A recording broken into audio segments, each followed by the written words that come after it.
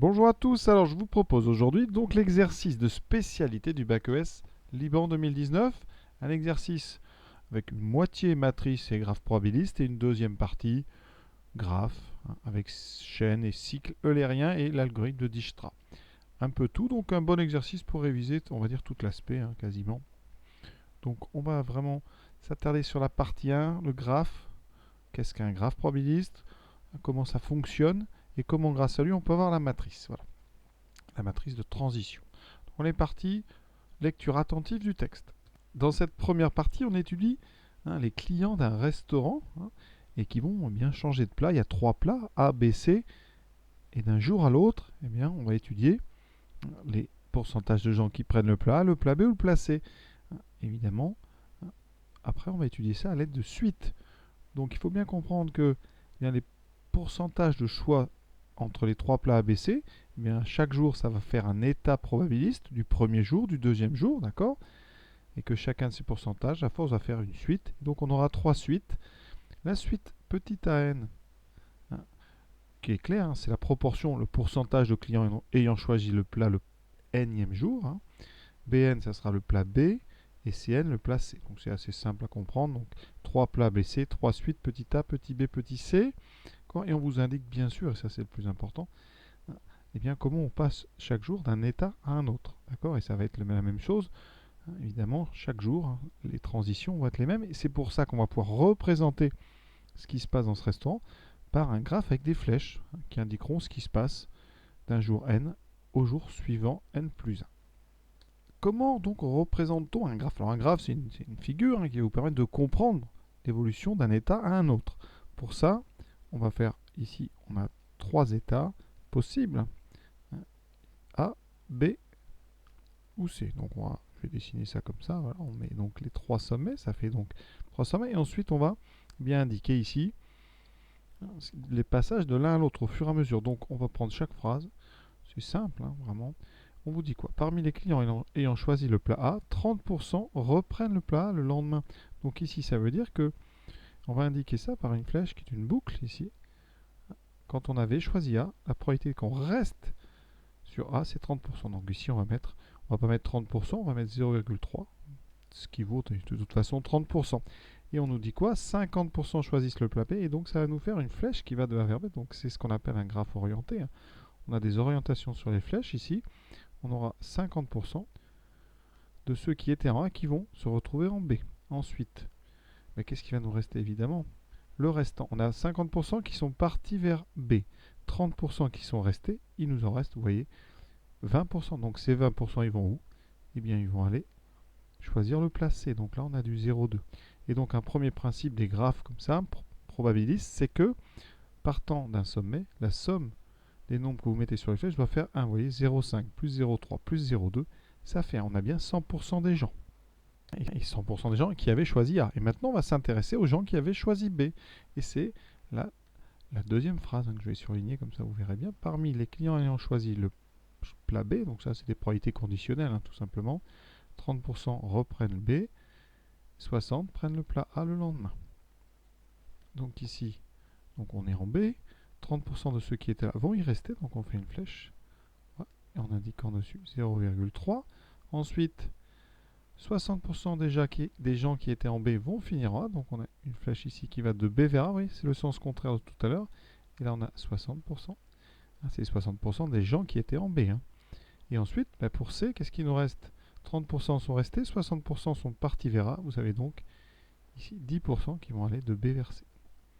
Et il nous reste bien sûr la dernière phrase à traiter. Parmi les clients ayant choisi C, 35 prennent le plat A le lendemain et 45 prennent le plat B. Donc ici, 35% vont vers A, donc on part de C, 35% vont vers A. Alors si vous n'avez pas 3 places, on fait une flèche comme ceci, c'est pas le plus beau. Vous voyez, on peut avoir des petites confusions au niveau des nombres. Donc vraiment, quand on fait un graphe, il faut être prêt à effacer ou à prévoir à l'avance un petit peu de place. Donc là, j'avais un 0,6 que je vais mettre ici, et donc ici, j'ai un 0,35. Il nous reste ensuite 45 qui vont en B. Donc là, cette flèche là ici, c'est du 45, donc 0,45. Il nous reste quoi? On a déjà 80% de ceux qui étaient en C qui sont partis en B et en A. Il en restera donc ici Donc 80, il reste 20%, donc 0,2. Voilà donc le graphe en entier avec, hein, évidemment c'est un graphe, il y a des flèches qui relient chaque sommet à chaque autre sommet, hein, vraiment, on ne peut pas faire un graphe plus, pas complet, parce que c'est pas le vocabulaire, mais un graphe où il y a autant de flèches, voilà. Vous avez vraiment le maximum d'infos, on ne peut plus rien faire de plus. Et quelque chose qui est important, mais sur lequel on n'insiste pas, je dirais que c'est la première chose qui est dite. Les clients d'un restaurant sont des habitués qui déjeunent tous les jours. Ça veut dire que dans ce restaurant, ce sont toujours les mêmes gens et ils reviennent tous les jours. Donc, ça veut dire que à chaque fois qu'on va faire AN plus BN plus CN, quel que soit le jour, on trouvera toujours bien la même quantité. Donc nous, comme c'est une proportion, vous aurez 100% des clients. Donc cette somme doit faire toujours 1, quel que soit n, supérieur ou égal à 1. C'est-à-dire que le premier jour, la somme des trois proportions doit faire 1, le deuxième jour aussi, etc. Voilà une petite remarque, hein. Pour plus de lisibilité, vous avez peut-être intérêt à faire un graphe avec des sommets assez éloignés de façon à faire des flèches assez longues sur lesquelles on pourra comme ça avoir beaucoup plus de place pour écrire donc nos différentes proportions. C'est juste, hein, pour vous. Moi j'avais fait un petit peu petit parce que j'ai pas trop de place ici, mais vous avez peut-être intérêt à faire des schémas beaucoup plus larges, hein, et comme ça ils seront plus clairs. Chose importante pour la question suivante, on note Pn ici, une matrice horizontale avec AN, BN, CN, l'état probabiliste du nème jour. Ça c'est important. Le fait de mettre cet état sous forme horizontale, ça permet d'utiliser le cours que vous avez dû voir sur les matrices de transition. Hein, d'accord? Les matrices de transition, elles sont très simples. Je vais vous montrer après comment on peut la retrouver. Cette matrice de transition, on a un graphe à 3 sommets, donc ça sera une matrice 3, 3. Donc vous avez 9 coefficients à trouver, qui ne sont pas si durs que ça, mais il faut bien connaître la technique. Pour remplir par exemple le premier nombre, il faut trouver ici, alors il faut bien comprendre que ici en haut, on va dire que la première colonne correspond à A, B, C, le plat A, le plat B, le plat C, et en ligne c'est pareil. D'accord? Donc le premier coefficient, eh bien, ça va être, alors on va passer de A vers A comme ceci. Hein, c'est donc le nombre que vous avez sur la flèche qui va de A vers A. Celle-là, il n'y a pas de problème, on ne peut pas se tromper. Ça fait 0,3. Ici, et c'est là que ça peut devenir intéressant, hein, là on va mettre ce qui va de A vers B. Et de A vers B, vous voyez, on a un 0,5. Et ainsi de suite. Donc si vous avez bien compris, par exemple, ici, on va mettre le chemin qui va de C vers B. De C vers B, je regarde, vous voyez, j'ai 0,45. Et on va remplir comme ça, hein, chacun des 9 coefficients. Donc ici, on va de A vers C, de A vers C sur mon dessin. J'ai ici un 0,2. Et la somme en ligne, si vous n'êtes pas trompé, doit faire à chaque fois 1. C'est une façon de vérifier au fur et à mesure. Donc maintenant, on est en B. Qu'est-ce qui va de B vers A? Vous voyez, ici, c'est B vers A.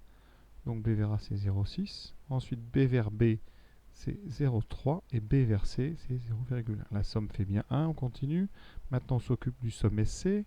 Qu'est-ce qui va de C vers A? Vous voyez, ici, c'est donc 0,35. Ensuite, de C vers B, je l'ai déjà dit, c'est 0,45. Et de C vers C, c'est 0,2. Donc les termes diagonaux, ce sont les boucles que vous voyez sur votre graphe. Et les autres, eh bien, c'est toutes les flèches, hein, en les prenant bien dans l'ordre. Hein.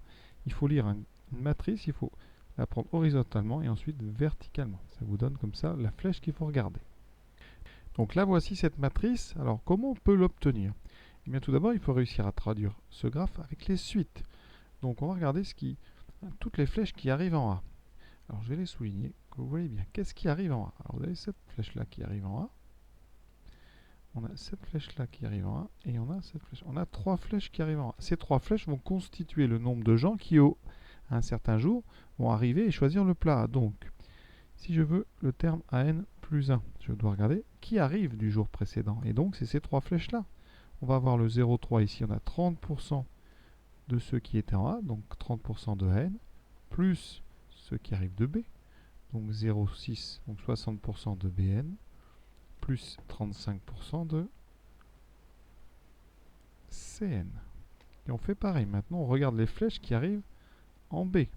Les flèches qui arrivent en B, on en a 3. On a celle qui vient de B, celle qui vient de A et celle qui arrive de C. Et ça va nous donner le fait que Bn plus 1, c'est donc, on commence par A, c'est 50% de ceux qui étaient en A la veille, plus 30% de ceux qui étaient en B, plus 45% de ceux qui étaient en C. Et on fait pareil avec le dernier sommet. Il reste 3 flèches en blanc ici, qui me disent qu'il y a 20%, vous voyez, de ceux qui étaient en A, plus 10% de ceux qui étaient en B, plus 20% de ceux qui étaient en C. Et ça nous donne comme ça un système avec les suites AN, BN et CN. Et là, il faut bien avoir écouté en cours parce qu'on pourrait très bien concevoir le problème autrement. Si on notait l'état probabiliste AN, BN, CN en vertical, alors il faudrait une matrice ici à gauche qui serait 0,3, 0,6, 0,35, vous voyez. Si vous savez faire les produits matriciels, hein, on trouve vraiment ça très vite. 0,5, 0,3, 0,45 et 0,2, 0,1, 0,2. Sauf qu'ici, on a choisi une autre théorie. En tout cas en ES, on va écrire les états probabilistes horizontalement. Donc ça va changer cette matrice. Le système, on va le travailler autrement. Et si vous avez compris aussi les produits avec les matrices 3, 3, on ne peut pas multiplier une matrice 3, 3 par la droite par une matrice horizontale. Ça ne va pas. On a un problème de dimension. Parce qu'à chaque fois, ici, quand on fait pivoter, il faudrait à droite une matrice colonne. Pourquoi il faudrait quelque chose qui à droite ait au moins 3 lignes. Ce qui n'est pas le cas. Donc on ne peut pas faire une multiplication par la droite, par l'état. Donc on va mettre l'état à gauche. Et ça va donner donc ici AN, BN, CN à gauche, multiplié par une matrice, qui sera une matrice 3, 3. Et qui doit donner ici la matrice horizontale AN plus 1, BN plus 1, CN plus 1. Alors si on regarde notre système, ici au départ, AN doit être multiplié par 0,3, BN par 0,6 et CN par 0,35. Si vous avez bien compris, le premier terme ici va être obtenu par le produit de la ligne et de la première colonne. Et donc la première colonne, c'est obligatoirement 0,3, 0,6 et 0,35. Vous voyez les coefficients qu'on a en horizontal. Et pareil pour la deuxième colonne, vous retrouvez les coefficients qu'il y a ici, 0,5, 0,3 et 0,45. Et pareil pour la dernière ligne qui donnera la dernière colonne, 0,2, 0,1 et 0,2. Donc vous devez apprendre par cœur, hein, parce qu'on ne va pas refaire ça à chaque fois. À partir du moment où on a un état qui est horizontal, comme c'est le cas toujours en spécialité en ES, eh bien on aura une matrice de transition qui se fabrique en prenant donc ici les chemins, comme je vous ai expliqué, on passe de l'horizontale et ensuite on va vers la verticale. Donc on fait comme ceci, voilà. Et donc à cet endroit, vous devez avoir le nombre qui va de B vers B. Ici par exemple, le nombre qui va donc de C vers ce qui est au-dessus vers A. Donc c'est toujours le même processus. Le coefficient de la matrice, donc MIJ, eh bien c'est le nombre qui est sur le chemin qui va du sommet I jusqu'au sommet J. D'accord? Ça c'est très très important. Et donc vous avez une matrice, et ça vous en rappellerez, dont les sommes des par ligne, ici, hein, vous prenez la première ligne, à chaque fois ça doit faire 1, ici 1 et 1. Voilà. Et donc on a terminé avec cette question et ce rappel sur les matrices de transition des graphes avec des étapes probabilistes notées horizontalement. Maintenant on va utiliser cette matrice. On vous dit que le restaurateur a noté donc ce qui se passait le premier jour, ça vous donne la matrice P1. P1 donc c'est les proportions du jour. Donc ici pour A c'est donc 35,5, donc 0,355. Pour B 0,405 et pour C 0,240. Alors c'est pas demandé, mais vous pouvez vérifier, hein, si on fait la somme des trois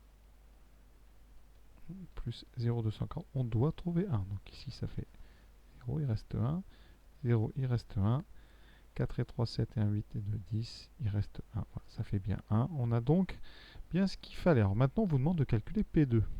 Donc, vous devez savoir que pour tout n, supérieur ou égal à 1, parce que là, on commence à P1, si vous voulez Pn plus 1, il faut faire Pn multiplié par la matrice M à droite. D'accord? Donc, P2, c'est P1 fois M.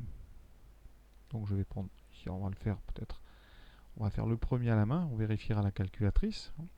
Donc ça veut dire que vous devez faire donc 0,355, 0,405 fois 0,240 multiplié par la matrice 0,3, 0,6, 0,35.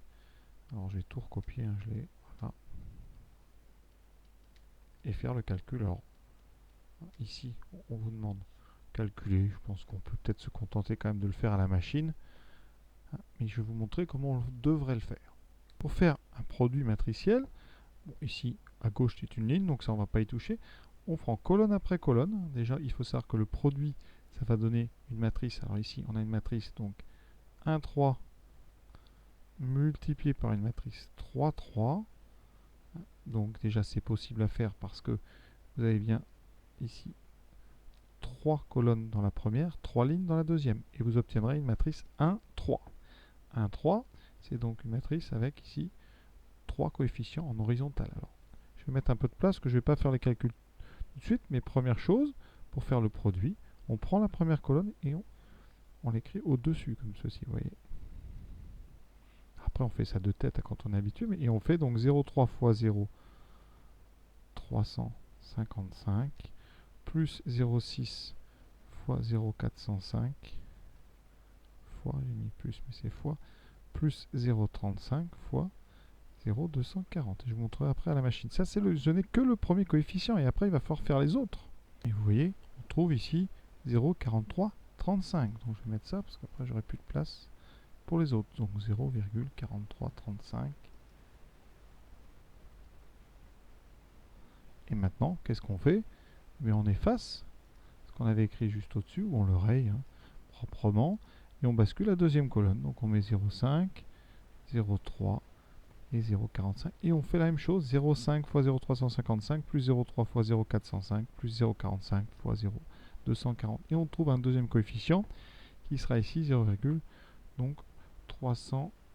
407. Pardon. Et ensuite, on fait la même chose en basculant la troisième colonne et on trouve 0,1584. On va vérifier ça à la machine et vous pourrez vérifier aussi par vous-même que la somme des trois nombres fait toujours 1. Donc ici, voici donc notre état P2. Ça veut dire qu'ici, le deuxième jour, vous devez comprendre que ça, c'est la proportion de plat numéro A.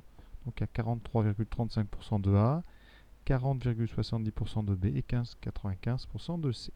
Maintenant, regardons la calculatrice, parce que, en général, ces produits-là, on a le droit de les faire à la machine et c'est plus rapide. Donc, sur une Casio, vous allez aller tout de suite, donc, alors ici, quand on est au début, alors si vous ne l'avez pas, il faut aller donc dans Exit, vous ressortez et à un moment, vous aurez marqué matrice ici. Vous allez dedans. Vous allez dans la matrice A. Vous allez créer une matrice de dimension 3, 3. Voilà. Et vous entrez tous les coefficients qu'on a donc ici. Donc le premier, c'est 0,3. Ensuite, oui, on valide. Voilà. Oui, ça est écrit en haut à gauche et après on passe juste à droite, donc 0,5, 0,2 et quand on est au bout, ça descend. Donc ça va très vite à remplir. Il ne faut juste pas faire d'erreur parce qu'après 45 et 0,2. Voilà, la matrice A est rentrée. On sort de là. Maintenant, on va rentrer la matrice P1. Donc ici, la matrice B, c'est une matrice, donc une ligne, 3 colonnes. Pardon, une ligne, 3 colonnes. Voilà. Vous voyez, 0, 0, 0. De toute façon, vous pouvez vous tromper. Et on la rentre. 0,355, 0,405, 0,240. Voilà. On sort d'ici. On retrouve ce même menu, mais attention, le calcul de matrice va se faire dans la touche Option. Option Matrice. Qu'est-ce que vous voulez faire comme produit? La matrice B, c'est-à-dire la matrice P1. Donc ici, je mets matrice. J'indique son nom, matrice B, et je fais fois matrice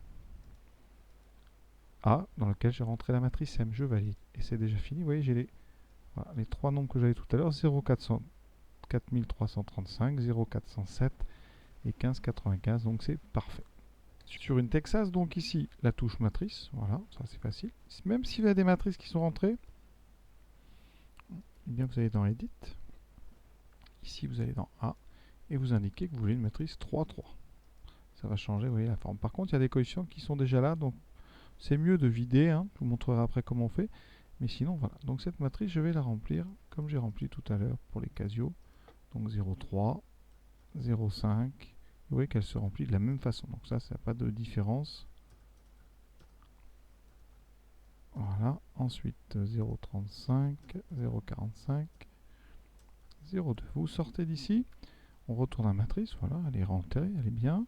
On la vérifie. Voilà. Ensuite, on change la matrice B. Alors, on vous la changer dans Edit. Voilà. vous indiquez que vous voulez une matrice, donc une ligne, 3 colonnes, voilà, et vous donnez donc les valeurs de votre matrice. Donc c'est 0,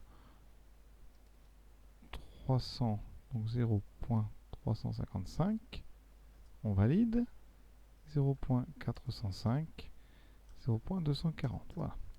On a fait notre travail, maintenant on sort de là.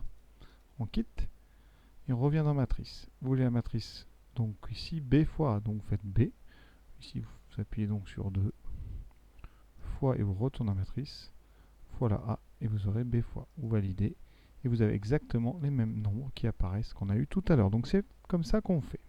Dans cette question 4, le restaurateur affirme que le 12e jour, la proportion de clients qui choisissent C sera à peu près la même que le 13e, soit environ 15,9. A-t-il raison? Alors là, eh bien, il va falloir calculer ce qui se passe, donc le 12e jour et le 13e. Alors ici, il faut bien comprendre que le premier jour c'est P1, donc 12e jour, c'est donc P12 qu'on doit calculer. Et P12, si vous avez bien compris, je vous rappelle que Pn plus 1, c'est Pn fois M, et donc on prouve assez facilement par récurrence que Pn, c'est la matrice P1 fois la matrice M à la puissance n moins 1. Il faut faire très attention. Donc P12, ça sera P1 fois M puissance 11. Si vous en doutez, vous pouvez tester, regardez. P2, c'est P1 fois M. D'accord? Donc P3, c'est P2 fois M. D'accord? Mais comme P2, c'est P1 fois M, ça fait P1 fois M fois M. Vous voyez que ça fait P1 fois M carré. Donc ici, pour avoir P3, il faut utiliser 2 fois M. Donc pour avoir P12, il faut 11 fois. Et si vous voulez le 13e jour, eh bien, il faut P13, il faudra faire P1 fois M à la puissance 12. Donc là, c'est la machine, bien évidemment, qui va le faire. Donc je reprends la Casio, je ressors du calcul précédent, et je peux même aller récupérer ce que j'avais mis. Oui, là, je vais juste utiliser la matrice A à la puissance, tout d'abord 11. Oui, j'ai le résultat. Alors je vais noter tout ça. Hein. Et j'ai fait bien attention à arrondir. Hein. Attention, dans les encadrés ici, c'est pas arrondi, c'est juste tronqué. Donc vous voyez qu'ici l'arrondi de 0,43996, c'est 0,4310. Hein. Donc d'où le 4310. Et pareil pour le dernier, c'est arrondi à 15,90. Voilà, ça c'est pour être précis. Hein.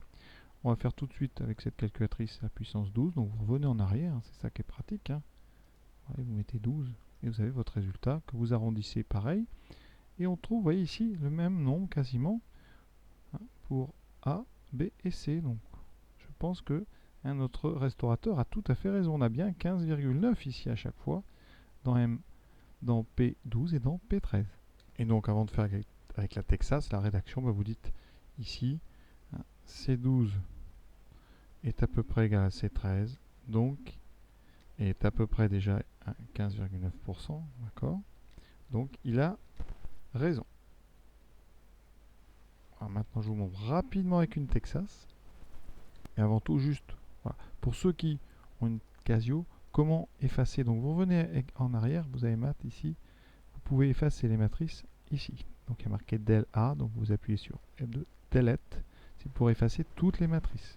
Vous faites ça et tout est effacé. Et vous êtes comme ça reparti, hein, tout à zéro avec votre calculatrice sur les matrices. Donc, sur les Texas, même chose, hein, vous revenez en arrière, surtout c'est important. Vous appuyez sur Entrée, ça copie la même ligne et vous allez mettre la puissance ici. Donc la puissance, c'est le chapeau, voilà, puissance 11, vous validez. Vous avez évidemment les bons résultats. Vous revenez en arrière, voilà, vous recopiez la même ligne et vous mettez puissance ici. Donc il faut revenir en arrière, voilà, et vous mettez 12 à la place de 11. Et vous voyez qu'on a la même chose. Voilà, c'est pas exactement le même nombre, parce que c'est de l'arrondi, hein, vous voyez qu'à la fin, voilà, on peut aller lire, ça va très loin. Et donc voilà comment on fait. Alors on peut effacer aussi sur une Texas les matrices. Vous allez trouver ça ici au-dessus de la touche plus, il y a marqué même, donc vous allez mettre second memory. Et vous avez ici toute une partie où on peut effacer la mémoire. Donc c'est ici, c'est aller dans le 2, gestion mémoire, suppression, voilà. Et vous allez trouver quelque part matrice. Et donc ici on peut effacer d'ailleurs les complexes et les réels, tout ça. Et donc là c'est matrice, vous appuyez. Et vous pouvez effacer comme ça la matrice A, vous indiquez. Voilà. Et la matrice ici B. Voilà. Et vous validez, pardon. Et ensuite, vous validez. Et pour valider, on appuie sur, évidemment, Supr. Voilà. Êtes-vous sûr? Oui. Et donc, mes deux matrices, alors vous les faites successivement. Oui. Et comme ça, vous avez vérifié. Je retourne dans matrice et vous voyez qu'il n'y a plus rien du tout. C'est pour avoir comme ça des matrices vides. Voilà donc pour ce que j'avais à dire sur cette partie matricielle et la gestion des calculatrices et des états probabilistes. Donc cette partie est terminée. On va passer à la partie 2 dans une autre vidéo parce que vraiment là on est dans un domaine complètement différent. On arrive sur le domaine de la gestion des graphes et des cycles et des chaînes eulériennes avec enfin le sujet, le grand classique de l'algorithme de Dijkstra. Donc c'est vraiment complètement différent. C'est pas très difficile, mais il faut savoir faire, c'est tout, et avoir bien appris. Donc, 3 questions. Une première où on va parler de cycle, de chaîne eulérienne, donc c'est les questions A et B, avec les degrés, les sommets, etc. Quand on a un graphe ici non orienté. Et ensuite, application aussi de l'algorithme de Dijkstra, le temps minimal pour aller d'un sommet H4 au sommet H8. Voilà, et on fera un grand tableau comme d'habitude, je vous montrerai, pour ceux qui ne savent pas faire, comment on fait. Et pour les autres, ça fera des bonnes révisions. Voilà, à très très bientôt.